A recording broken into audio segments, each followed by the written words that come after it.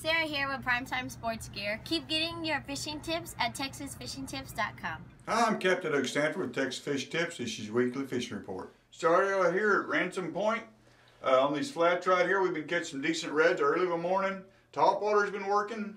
Also, cut bait is your best bet. We've been catching a lot of smaller ones with shrimp, but you catch everything with it. Incoming tide's been working the best. Out here in front of Dagger, in front of Sunray, this area down through here, been catching decent reds. Cut Menhaden has been working really well. Popping cork and shrimp still works too.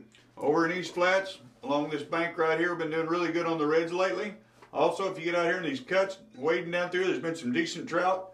Also, these wells out here in Corpus Christi Bay, they're starting to produce some nice trout right now on shrimp. Over in Corpus Christi Point, this little keyhole area in this area by McDermott, catching some decent reds. Been catching a lot of sheepshead on shrimp. There's being some nice reds mixed in there with them.